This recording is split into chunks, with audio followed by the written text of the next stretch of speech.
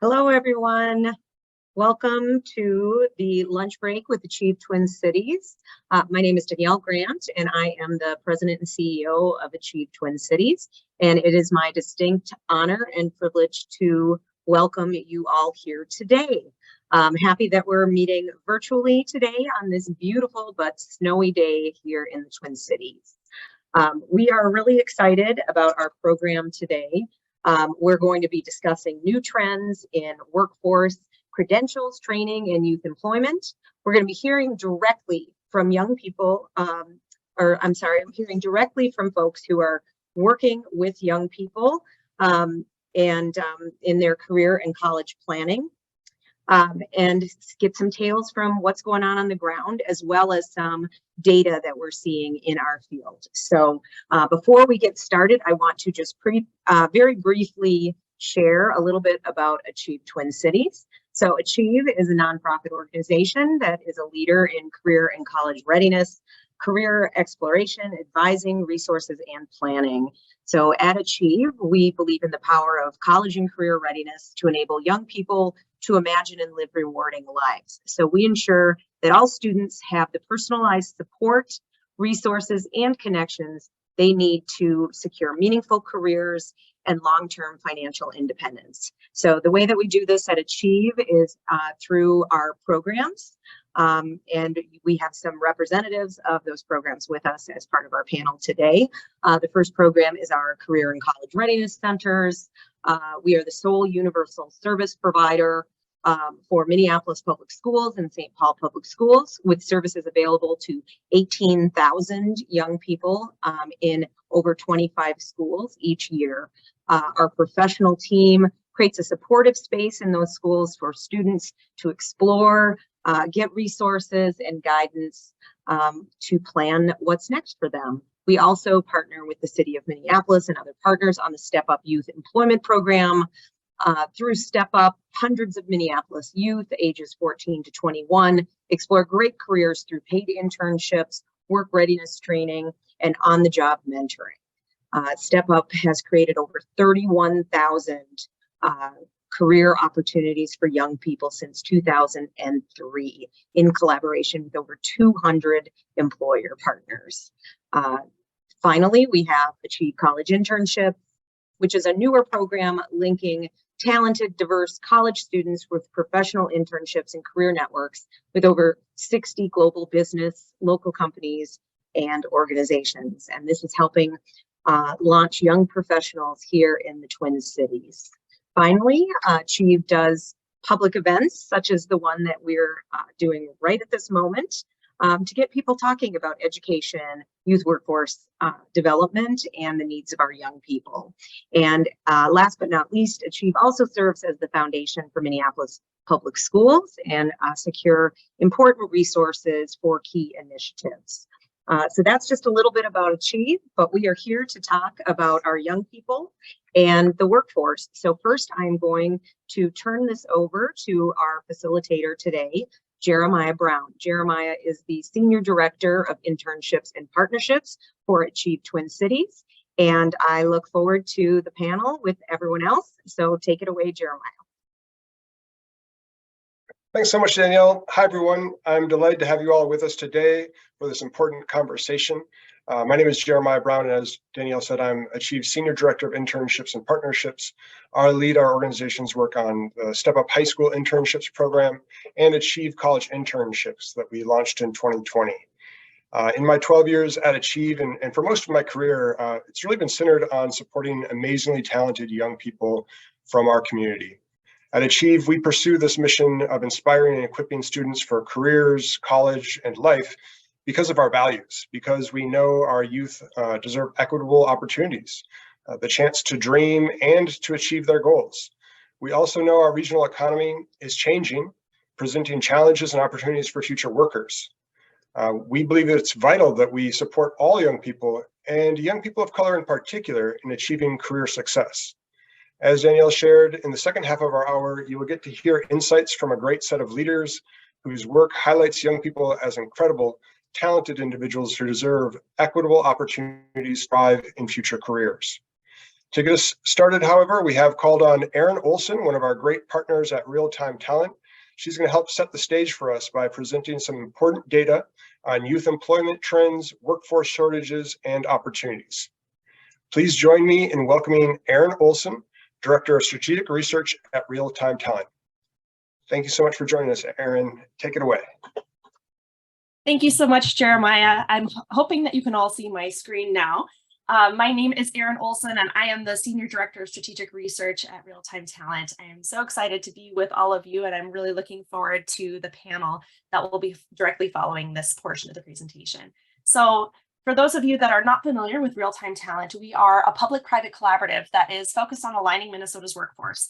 We do that by bringing meaningful tools and information to partners across the education and workforce ecosystem to bring about more data-informed, market-oriented decisions that ultimately impact program offerings, talent placement, and good jobs, and lead to economic growth and wealth for individuals and for our state's economy as a whole. So in today's webinar, at least the first 15 minutes or so today, we'll be focusing on workforce and education-related impacts of the pandemic and what new trends we're seeing for young people as they enter the job market now. I hope that you'll leave this part of the program with some useful data and that it primes our thinking for the incredible panel that will follow. We'll start with the big picture trends in our region and look at our talent shortage, youth employment trends, and careers that are uniquely accessible for youth. Then we'll talk a bit about what it means to focus in on the skills, certifications, and qualifications that are most sought by employers today to help anticipate community needs and ensure that curriculum really is preparing students for relevant job opportunities of the future here in the Metro. If you have questions throughout the presentation, you can feel free to drop them in the chat, and I'll either try to work them into my comments or we can always circle back to them during our Q&A portion of today. So even back in 2019, which feels like forever ago now, we knew that these years would be challenging due to a talent shortage. So Real-Time Talent did this first analysis that you're seeing on the screen back in 2016. And we, at that time, were updating it year over year and really zeroing in on what it would take to close the talent gap that we knew we would have. We identified geographic misalignment between where talent and opportunities are located, skill misalignment, and ultimately the fact that we simply don't have enough workers to fill all the roles open in Minnesota. In addition to the overall insufficient labor pool, we also have a very inefficient labor market and unjust structures and processes that perpetuate privileges for some over others. We found that even if we were to eliminate all of our disparities by race and ethnicity in employment and become more effective at getting our dislocated workers, long-term unemployed, and youth careers in our economy, we would still likely fall pretty significantly short of the talent we need to keep our economy strong. And so all of this was part of our workforce challenge as we entered into this age of the pandemic. And truly, our talent shortage remains one of our state's most pressing economic challenges. This pandemic has accelerated many of the occupational and skill misalignments that we saw on our horizon and accelerated labor force exits of our retirement age population. Women, our BIPOC talent, and those who held jobs that were most vulnerable in the early days of the pandemic, especially our youth, have exited the workforce in higher rates than in other groups when we look at our statewide picture and on a national scale. In summary, we truly have a laundry list of impacts contributing to our broad talent crisis. Really too many for us to go through individually here. That's part of why these slides are available to you after the presentation. But to really hone in on the experience of youth in the workforce, we saw many significant impacts to youth over the course of the pandemic, including a few that really pertain to their experience on the job hunt. The already high unemployment rates of young workers pre-pandemic soared even higher during the tightest months of the pandemic. Underemployment of youth workers also doubled between 2019 and 2020, with 1/3 of young workers being underemployed nationwide.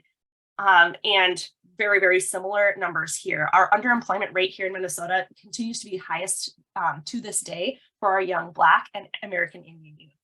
Younger workers are also more likely than other age demographics to have their jobs impacted in an event like this pandemic, where we're seeing that it's a vulnerable industry sector, occupations that are hardest hit. Youth also tend to have lower levels of seniority and work experience, and that makes them more vulnerable in moments of instability in our economy. Younger workers are also less concentrated in jobs that can be done remotely and more concentrated in those high contact intensity positions where you have to be face-to-face with the public. Multiple studies show us that the negative economic impacts of job loss and economic disruption on young workers can persist for years. Scarring is the name that's given to this long-term harm to income levels, career growth, access to training, ability to pay off debt, or even the ability to deal with some of the added mental or social burdens of that instability in a career. And scarring has proven to impact women, people of color, and young people in particular on the job market. Even 10 years after a recession or a major social event, signs of that scarring are apparent for students that graduate or complete college during that event. And that can show up in a number of ways, such as lagging earnings around 5% from cohorts either before or after that recession or major event. We also see that occupations that are most accessible to youth have been declining in year over year here in the metro and statewide since about 2015. As we look into the next 5 years, it's likely that they'll continue to see some decline and shifting in what those jobs really are requiring. In fact, we see that the business management and administration kind of cluster of careers, or the career field, really have some of the largest youth accessible careers, but many of those roles tend to be lower wage, less connected to those high growth career paths, and less stable in recessions and moments of economic instability or uncertainty. So when we look at the data on youth in our community, some of the opportunities are really clear. The number of youth between the ages of 16 and 24 in the MSP Metro who are working is rising. Over 1 in 5 youth under 25 are working, and that's a pretty powerful number when you really count up all those individuals. We also see that there's, however, at the same time, we see that there's a drop over time in the number of youth in grades 12. And we also see rising numbers of youth who are in single parent households. Nearly 3 in 10 youth in our metro, or just over 199,000 youth. As we have about 2,680 youth that are disconnected from school or work, meaning they neither have a job nor are regularly attending school. And thankfully, this number has been decreasing pretty dramatically over the past few years and currently represents less than 2% of all youth. But it's still all the more important whenever we have an opportunity, whether through school, Step Up, Achieve programming, or another out of school activity, use that chance to support students into strong career pathways and invest in youth skill development. So let's take a quick look at some of the big picture statistics for a moment. So when we look at the diversity of the MSP Metro region, there's dramatic variety across the neighborhoods and communities that we've summarized here in a stacked chart that you can take a look at. You have the whole metro, you've got statewide, and kind of breaking it down by our key cities. In all, over 3 million people live in the metro area. And it increased by about 25,000 people from last year. And about 23.4% of our metro population is 18 years or younger. And again, 12.6% of our metro's workforce is under the age of 25. So we have a pretty sizable and important youth workforce already working in our community.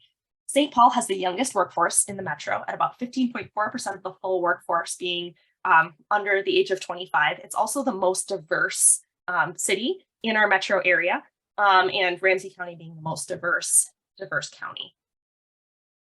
So when we take a look at kind of the overall employment forecast, Minnesota as a whole has one of the tightest markets in talent in the nation, with only about 41 workers for every 100 job openings that we have right now. So really, really tight, really significant shortages across the board. And here in the metro region, we really saw employment rebound. We saw a rise in 3.9% employment just over the past 2 years. And as of the second quarter of last year, unemployment was at 2.4% in the metro area. This low unemployment really contrasts with the relatively high unemployment rates we saw at the beginning of 2021. And future growth in jobs in the region is forecast at about a 0.7% average annual growth through 2027. And this is likely really heavily constrained by that tight labor market. We would likely see higher growth if we did not have such a tight market. And so what that tells us is we need to find ways to really be leveraging all the talent that we have in our communities, and youth are a huge component of that. Of course, forecasted growth varies by industry, and this chart is showing a number of industry clusters that are important to the metro's economy, mapping their forecasted future growth on the bottom x-axis and their average annual wages along the y-axis. So industry clusters that are further to the right have higher forecasted growth over the next 10 years, and those that are higher up on the chart have higher average wages overall. So if they sit kind of above that solid horizontal line on the chart, they're above our metro's average wage. So the size of the circles also corresponds to how uniquely concentrated they are in our community. So you can see a big bright yellow kind of shining sun of a circle right there in the middle. And that's our electronics manufacturing industry cluster. We have over double the share of jobs of a typical community nationwide in electronics manufacturing here in our 7-county metro area. And as you can see, it's higher wage than our regional average, and it has very low moderate growth. And that is heavily due to our talent shortage situation and the lack of clear pathways into opportunities in that sector.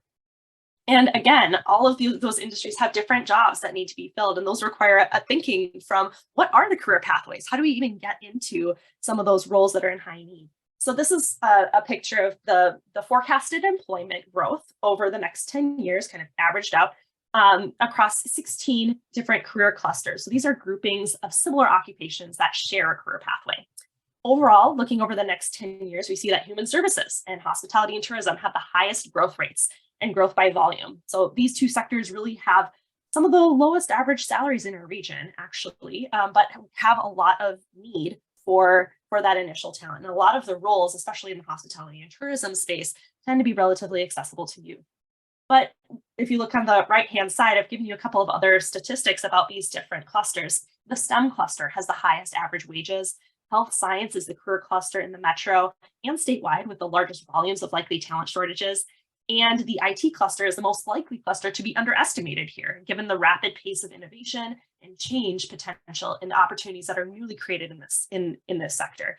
And information technology is needed across every single industry. It's kind of one of those keys for the innovation and development of any particular industry.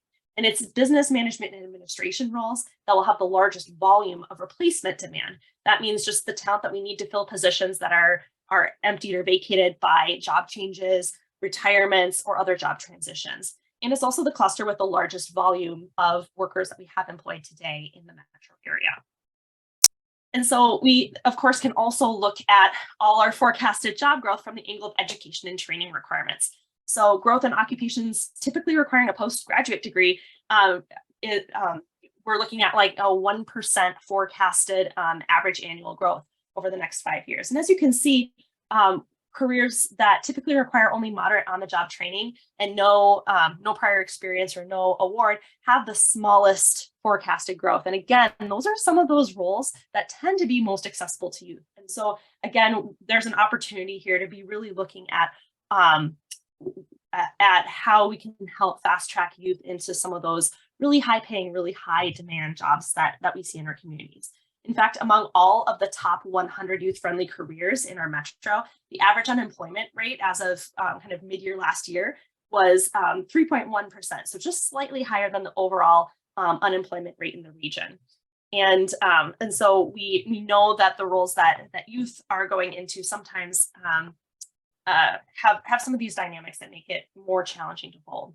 And next, I want to dig a little deeper into the profiles of those careers that have historically employed a greater share of youth. So the occupations that you see in this table on your screen are the top 5 occupations that have the highest proportion of talent working in these roles that are between the ages of 16 and 24. So these are kind of the youth, the most youth-friendly careers, and the fact that we have a lot of youth that hold these jobs in our region. I've sorted them in rank order from the occupations that have the largest share of younger youth, and I just find this fascinating. Over 3 in 4 restaurant hosts and coffee shop workers are between the ages of 16 and 24, and they make an average entry-level wage of just $22,200 annually. These occupations still sit at an unemployment rate of about 5.8%, which is very high in our market today. And when you look across all these other occupations with large shares of youth, you'll notice quickly that none of them pay entry-level wages at or above $30,000 per year. Even in the overall kind of average wages for all the roles here, there are a couple kind of outliers with umpires and referees where we've got really high highs and really low lows. These are primarily kind of entry level or origin occupations where there are amazing transferable skills that are developed here, but they don't automatically career path into those higher paying, more stable gateway careers or post-secondary programs or training programs without a really great coach to help guide a youth into that. And so when we get a good look at the occupations that are in highest shortage in our region, again, we don't see a lot of those same origin occupations we saw on the prior slide. Instead, the majority of roles we see in shortage across the metro, as well as statewide, require a credential of some kind, even an industry credential or an apprenticeship, and have average wages well above the regional average wage. They also have multiple signals of high demand. Software developers now ranks #1 as our top occupation of shortage statewide and in the metro, outranking registered nurses for the first year on record. But 2 new occupations have entered into our top 10 list that sort of break with that trend. Restaurant cooks and maintenance and repair workers mark the very first kind of gateway occupations to break in that don't require that post-secondary degree. And they pay kind of moderate wages, but are in very, very high demand and are relatively stable careers. And so that gateway occupation kind of story of those jumping into the top 10 list of occupations in shortage is kind of part of a bigger story that's unfolding as that early pandemic period sort of falls behind us now. Across the board, gateway occupations that pay mid-range wages and maybe require an industry credential or apprenticeship or certificate or even a 2-year degree, these are really bursting in demand right now and leverage many of those transferable skills from entry-level roles. Skills-based hiring continues to trend up in our current tight labor market, particularly in the tech sector, business, and finance industries. We've also seen remote work rising in prominence, even among roles that historically have not been remote roles.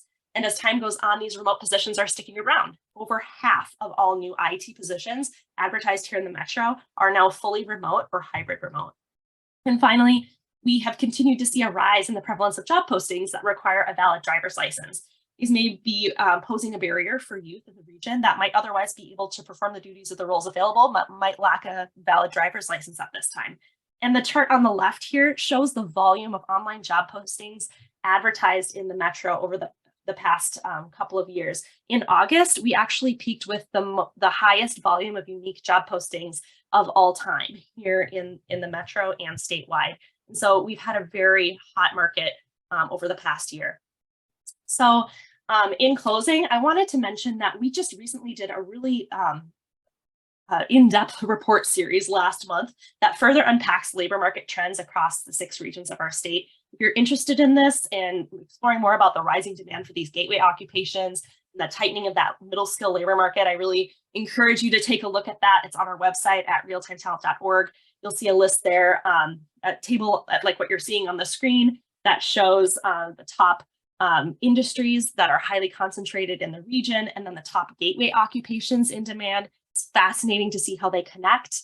And you'll also see a list of occupations that have an estimated unemployment rate of 0, meaning that we have no estimated talent that is trained and skilled in those occupations that's currently unemployed. And a good number of those could be very accessible to youth. And so I think there's some really actionable steps that can be taken for those of you that are interested in digging into that report. And again, of course, this leads to what does it mean? How do we apply this information? On the left of our screen, I've listed out some of those origin occupations, again, that are lower wage, lower demand, and have higher unemployment locally right now. And many of these occupations listed here are historically most accessible to youth. And some, like the first on the list, food preparation, for example, are well over half youth who work in these roles. Each of these positions has at least 75% skill overlap to some origin and gateway occupations in demand in those 5 in-demand clusters of roles that are shown on the right. So there's tons of skill transferability between what you see on the left and what's on the right. And a big step we can take is promoting how those transferable skills can move youth into those higher paying, higher demand gateway careers. And that's, really promoting both to youth and to employers. We continue to see foundational skills in leadership, customer service, communication, and digital skills in high importance across all gateway occupations, all industry sectors. And many origin roles offer that opportunity for youth to hone those very skills. The key then is mentoring youth on how to value the process of developing those skills and ultimately translate that knowledge into a new career. And also, on the other side, advising employers on the immense value that youth can bring to the workplace. And so with that, I'd like to close out my slides and turn things over to our panel for the next stage of discussion. Thank you so much. Thank you so much, Erin. You've given us a lot to chew on and for all of us to consider as we move into our panel conversation. I'd like to now invite our panelists to come on camera. We are all excited to hear from you and to learn about your insights from working directly with young people on career and college planning and working with employers as well. Our panelists this afternoon are Achieve Twin Cities Career and College Readiness Coordinator Kelsey Massey, ConnextMSP Director, Managing Director Aisha McKinzie Collins, and Achieve Twin Cities Step Up Youth Services Manager Talia Levin. Thank you so much for being with us. We are going to start with a few questions that I have prepared for you, but I wanted to let our audience know that you can submit questions via the Q&A at any time throughout the discussion, and we'll be doing our best to bring those questions forward and into our conversation in just a little bit here. All right, so I'd like to get us started by inviting our panelists to further introduce themselves and to share how their work fits into our conversation today. Kelsey, you want to get us started there? Sounds good, Jeremiah. Good afternoon, everyone. I'm Kelsey Massey. I'm one of the Career and College Center coordinators at South High School in Minneapolis. And a lot of what my work is basically helping young people figure out what their next steps are after high school, whether that's college, career, if they need help, finding jobs, building resumes, practicing interview skills. I help kind of navigate them through that process. And so a lot of my work does in some ways tie to what was presented today, because a lot of this is information that we ultimately use to inform how we advise students at South. And I can go ahead and pass it to Aisha.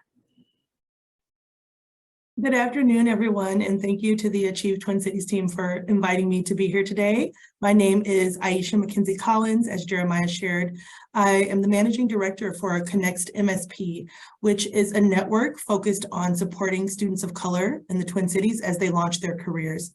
So we have a coalition of partners that includes colleges and universities, the business community, as well as college and career readiness organizations, and Achieve Twin Cities has been a great partner. The research here today is extremely relevant because what we're trying to do is really connect to employers in the business community to understand the lived experiences of students of color and figure out how to evolve the way that the business community works to better support students as they're launching careers. Happy to be here. And I can go next. I'm Talia Levin. I use she, her pronouns, and I'm the Step Up Youth Services Manager over on the Achieve team. And I manage a lot of the youth side that we do for internships and online paid experiences that we do for youth ages 14 through 21 before college. So we do a lot of partnerships with folks like Kelsey over in our schools, all over the Twin Cities Metro. And we also have a lot of great connections with the employers as well in the Twin Cities to create meaningful paid experiences for our youth. Excellent. Thank you all so much for being with us again. So let's get into it. I'm going to shoot this one to you, Aisha, and then give you all a chance to respond from there. But Aisha, what did you hear from Erin today that perhaps surprised you, inspired you, validated something that you're already working on, or even challenged you? Great question, Jeremiah. One thing that validated what we're hearing is the idea that remote work is truly here to stay, and that the pandemic has really changed the way that youth and early career professionals are looking at their careers. What we hear a lot in the Connex network is that young adults really value having that flexibility. And one thing that we should think about as people who've been in the workforce for a while is not taking for granted some of the things that we, do every day, such as kind of the office etiquette or office norms or the different kind of social skills and banter and conversation. But by working remotely now, we're a little bit more isolated. And so as you're bringing in youth workers or early career professionals, just engaging them in that piece of the office culture is really important. But also as employers are thinking about remote work, I think there are a couple of different philosophies. There are those who are ready to come back in the office and get back to normal.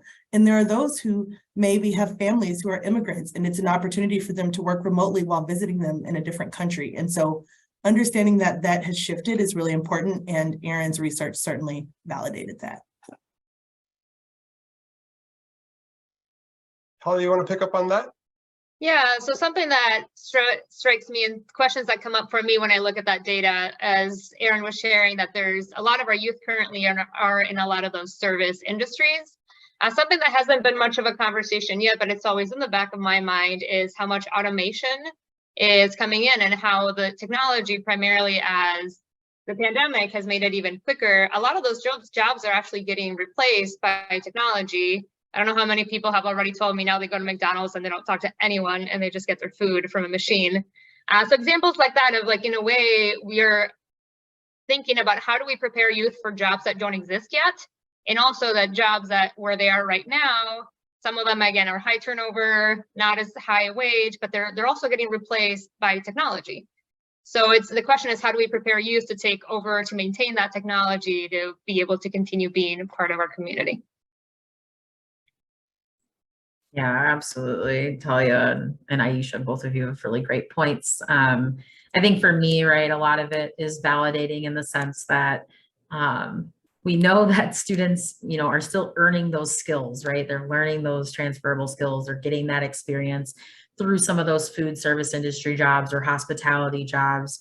But I think where we're constantly seeing the tug and the pull is like, students aren't necessarily interested in those jobs because they're not paying at the rate in which they would like to be paid. And so how are we then changing that narrative around jobs like housekeepers, travel agents, business clerks, stuff like that, where we are, informing students that like, yes, like I get it. These are not the highest paying jobs, but the benefits that come with this and the connections that come are long-term. And so I think, how ultimately are we changing the industry and changing the narrative of some of these jobs? Terrific. So Kelsey, don't go too far because this one's coming right back to you first. So we saw a lot of data here. How does this data fit with what you are seeing in your work with young people? Do students' goals or their future vision for themselves, do you see these changing? And are you seeing any changes in what they might be desiring to pursue after high school? Yeah, so I think kind of one of the biggest things that I have seen a shift in, and I think Erin's data kind of points to it, right, is an uptick in students saying like, I want to be in computer science, or I'm interested in software development or game design, right? We're seeing a lot of that increase when students are ultimately pursuing their post-secondary plans. And so I think that is like kind of one of the bigger shifts that we are seeing in terms of, what students are interested in. I think what's hard right now is like a lot of students don't see a lot of the jobs that they ultimately want to do.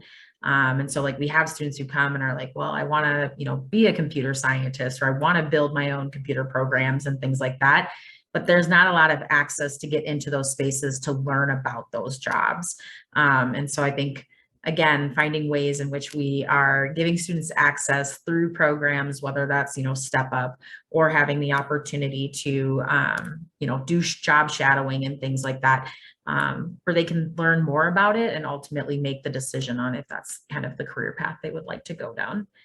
And I can go ahead and pass it to Talia if you want to go. Yeah, just to add a little bit more, a way we engage with the youth in the Step Up program, every spring we ask youth, what kind of experiences are you interested in doing this summer? And same thing, we get a lot of people who are really interested in like the healthcare fields when we mention like, oh, you can work at a hospital with us. But sometimes in a more something that's appropriate for their level and lack of licensure and a lot of things. But people are excited about that, or some things with business, or some things in the technology field.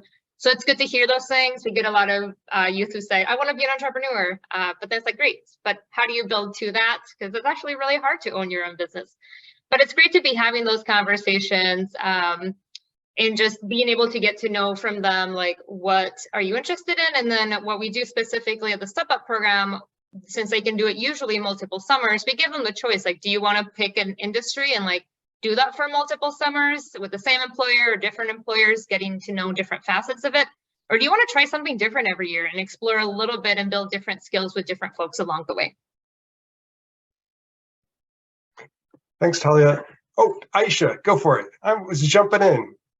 Oh, no, just to add one quick thing to that. It's also one thing that we've observed or we've heard is students, when you're able to actually paint the path of what their career can look like, in real time from like, this is the education that you need to get, whether it's a certificate program or a 2-year degree, that's going to lead you to this entry-level role with this salary, and you'll get these opportunities for exposure and this type of mentorship or support. Being able to paint that picture, I think, really makes a big difference. And what we've seen is some companies stepping up a little bit more to do that.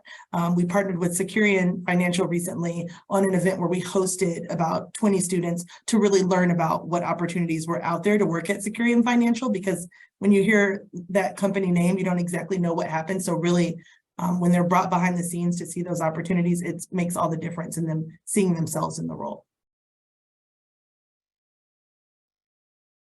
Thanks, Aisha, and thank you, everyone. So Erin's data on talent shortages and sectors that have critical needs and opportunities, I know it's familiar to many of us. I personally appreciated the data on the workforce projections by career cluster, as well as Erin's discussion of those gateway occupations and how those might be aligned to some of these high demand industries we're looking at. I work with teenagers all the time, and I have one of my own these days. And certainly they're confronting a lot of information about what they should be thinking about for their future. I'd love to hear from our panel about how data like this informs your work and how it helps you guide students. Are you talking with them about these issues and opportunities? Does it make sense to them?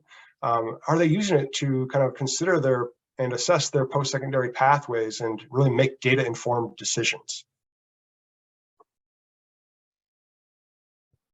I can plug one of the things that we hope to be a resource to students all across the metro region, which is within the actual ConnextMSP talent portal, which we've invested in to create for students to join if they're looking to launch their careers and network. There's an entire section called Pathways that's pulling in from over like the top 100 most popular occupations, and it talks about kind of the salaries and a day in the life in those roles. And so one thing I want my team to do is go in and look at these gateway occupations and actually pull those out to highlight them for students as they're joining the platform and the network, because I think helping them understand what companies are currently hiring for those particular roles in the region is really important. So I'm going to dig into how we can better align with these gateway occupations through Connext. Yeah, and I will say for us, ways that it informs our work to be data-driven is knowing where are the demands and where are areas that are more promising for our youth. That helps us focus in and really target developing pipelines for talent, such that like the youth right now, they're basically are going to be our workforce, and really some of them even in the next couple of years. So really thinking about how do we develop pipelines, how do we develop connections and relationships in those areas that are already needing that growth, and people are wanting to do that, and youth are eager to work and they're eager to get involved in the community. Yeah, I would probably echo everything that all of you have said. I think the biggest thing is taking this information back to my colleagues at Achieve, as well as other individuals in my network, and using that to better inform our advising practices when we are working with students about planning for their life after high school. Excellent. So I'm going to send this one right to Talia. I know that equity is central to our collective mission and our conversation today. Could you talk to us about some of the barriers you are seeing with our BIPOC students in achieving career success, and how you and the Step Up program are helping to address these? Yeah, so a few things. So we have a lot of different youth that are coming in through our program as residents of Minneapolis too. The first one that comes to mind, about half of our families are immigrant families. That means either the youth themselves was born abroad or their parents were, and they might have come in different kind of immigration stories with that. So oftentimes that is a barrier of either cultural differences that are expectations of the family. A lot of times it's like language barriers or misunderstanding, generational misunderstandings of what the youth is thinking that this is what I should be doing or what I want to be doing versus what the family members might think, or what the family members have capacity or understanding to support. So that is sometimes an area. There's also different understandings of like what is safe. There's a lot of parents who want their youth to go get experience, but some of them are not as comfortable with their child being on the bus. Well, how is that child going to get to that internship if they can't get on the bus and maybe the parent can't drive them because they have their own employment to go to?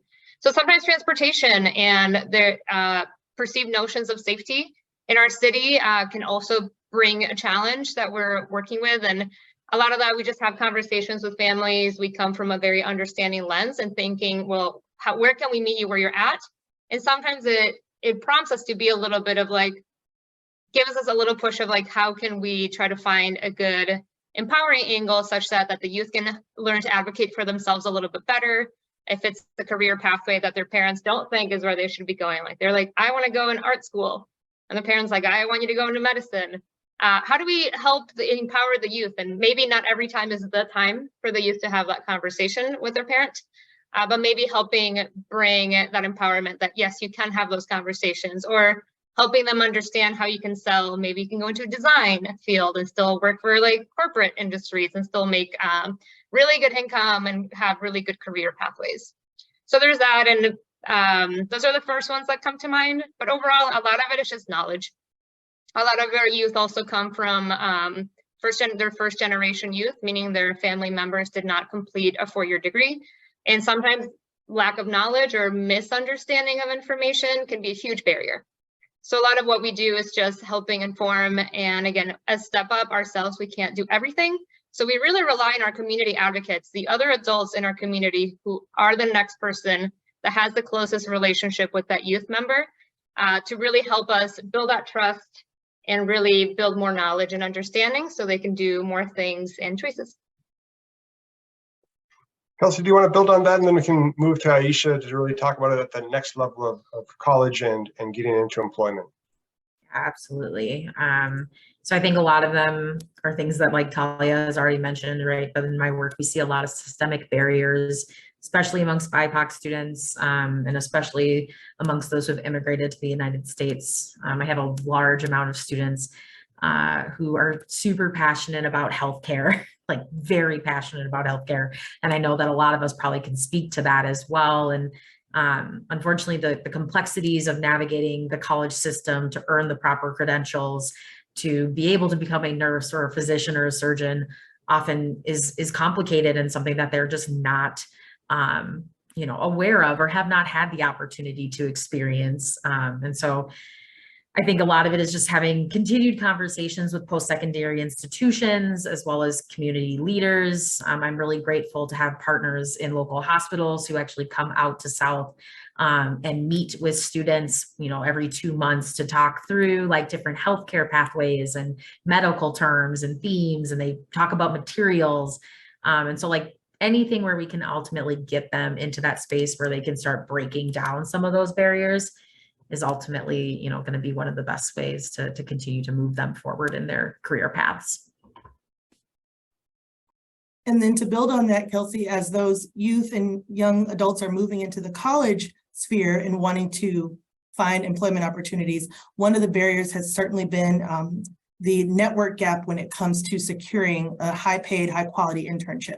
So you're a college freshman, you're a college sophomore, and this summer you really want to do an internship, but maybe the companies didn't come recruit on your campus, or you didn't have a personal connection to someone at that organization that then led to an internship through a backdoor or a side door. So we're trying to figure out how to make sure high quality internship opportunities are placed in front of students of color. And so I think one of the things that's really working well is the college internship program through Achieve. We were able to hire a great young man last year who was a part of the Black Men Success Initiative, and we might not have found him otherwise. And so, sometimes college students, especially those who come from backgrounds where they have to pay their own way through college, cannot afford to take an unpaid internship. And frankly, the amounts that some companies are paying interns in the summer for the work that they're doing, it's just not enough, right? And so encouraging employers to raise those summer wages for internships is really important, because it allows a student of color or from a background who's paying their way through college to actually take that job this summer to help pay their bills, but also increase their skills. Because when it comes time to apply for that first career job, right, you're looking at a resume where someone has worked in food service or they've worked in retail, and the employers aren't seeing that, they're not seeing those transferable skills in the same way as if someone had an internship at a corporation. And they might have been able, the person that had that internship at the corporation, maybe they took a lower wage for their summer or even unpaid because they wanted to do that. But sometimes students don't have that flexibility. So that's something that we've noticed that's really important. And then I also just want to plug another barrier, which is after students are participating in these internships, keeping in touch and maintaining that relationship with the person within that company who managed you or mentored you, that can be really challenging both ways, right? And so losing touch with the one connection that you finally got at this company you wanted to work with, if that person has left the company or, you know, you've lost touch with them, you know, there goes that one connection that you had that would have given you that leg up. So how do we continue to, as the young people are working at our companies, maintain those connections both ways?